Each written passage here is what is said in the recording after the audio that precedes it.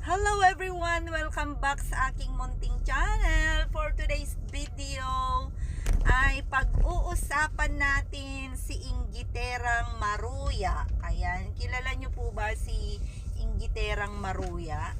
Ayan po ay talaga namang gumagawa pa rin siya ng mga invento para makapanira sa kapwa, di ba? Hindi pa siya magpasalamat sa mga nangyayari towards Reyna.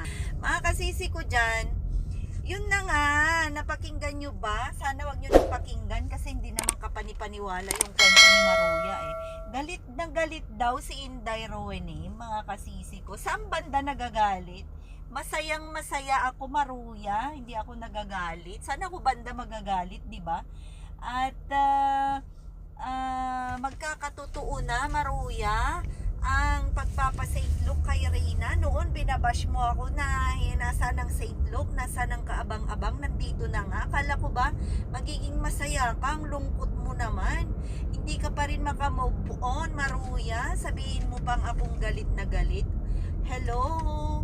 Bakit ako galit na galit? Ikaw lang naman yung nanggagalaitin ng inggit, diba? Huwag ka nga dyan. Ay, matanda ka na, no? Matanda ka na, ganyan pa pag-uugali mo. Maawa ka naman dyan sa bata na ginaganyan mo. Patuloy mong ginagawan ng istorya ang pamilya ni Reyna, mama ni Reyna, tapos si Inday Rowene. Hoy, yang iya naman ako sa'yo. Saan ako banda nagalit kay Roda? Sinagot ko lang siya, Maruya. Huwag kang paimbento dyan palagi para lang magka-views.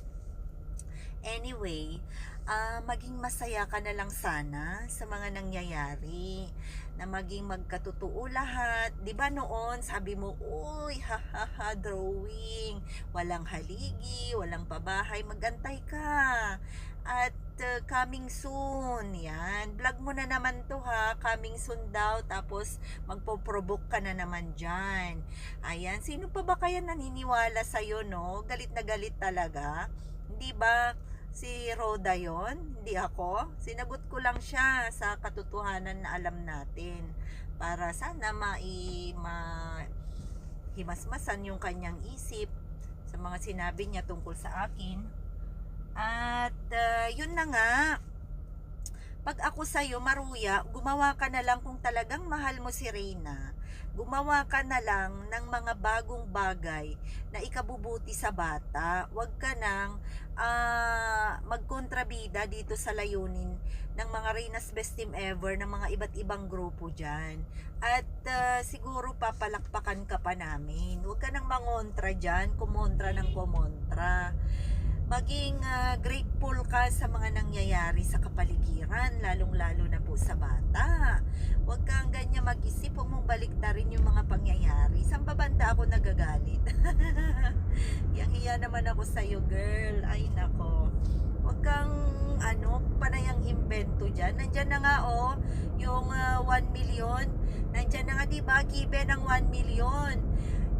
Kung ikaw si Melanie, at may magpapagamot na proven ang 1 million, mintres na siya ang maglabas ng kanyang pera at kukulangin ang kanyang pera.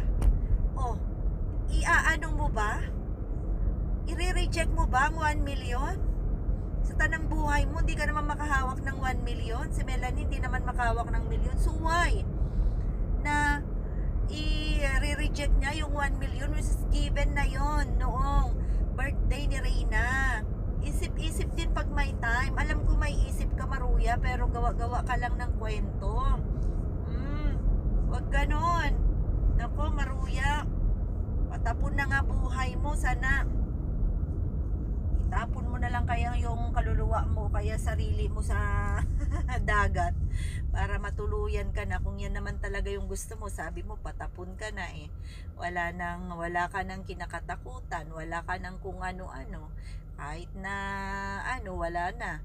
So yun, kung wala ka na palang wala ka lang mission sa buhay, maigi pa, ganun na lang siguro ang gawin mo. Pero wag ka nang maghasik ng lagim na kumbaga ay maging ba yun, contagious pa sa iba, para manghikayat ka pa ng iba na aalyansa sa'yo. Pero sa lahat na nanonood dito, nasa inyo po yan. Ang sinasabi ko, patuloy kong sinasabi, na nasa inyo pong kumilatis sa mga sinusuportahan ninyo.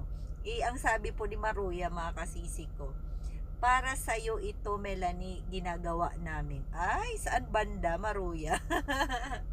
Saan banda mo ginagawa para kay Melanie? Baka daw po ay yung mga sponsor na yan, bukas makalawa lang yan, hindi daw magtatagal. Yun yung pagkaintindi ko sa kanyang ano. Hindi ko kasi tinapos. Basta shout out sa iyo, Maruya. Medyo nakarami kayata sa araw na ito, nakatatlo kayatang thumbnail sa akin at nagpa-pop up sa akin, ganyan. So every time na may thumbnail ka sa akin, dahil ikaw naman ang naunang nagta-thumbnail dyan, huwag mo sabihin ako.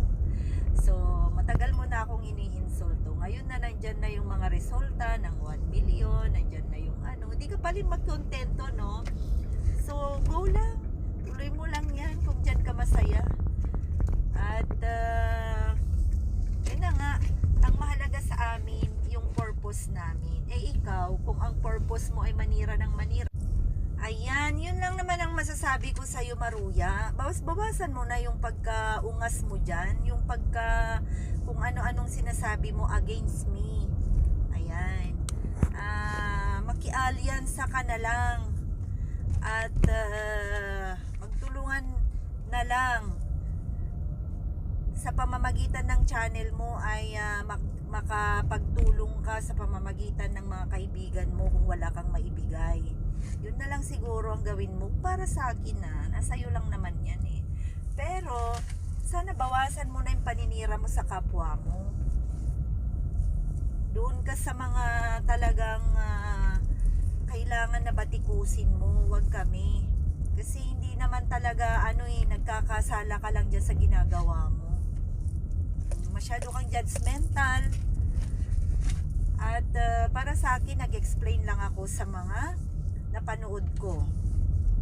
Hindi ako galit. Ikaw ang galit sa sarili mo at punong-puno ng inggit. Kaya bawas-bawasan mo yan. Baka sakaling pumayat ka. Ay nako, ayan. Shout out everyone. Ayan, focus po tayo sa mga layunin natin. At magkaisa lang po tayo. No to negativity but more on positivity lang po sana tayo. Sa lahat ng grupo, mga Reyna's Best Team natin dyan, Ma'am Candy, Ma'am Irish, Tita, and Ma'am Ason, Ma'am Shalom, Ma'am Bayla, Ma'am Lo, Ma'am Habibigin. Ayan, napakarami po mga Reyna's Best Team na ever natin yan. Mga iba't ibang grupo.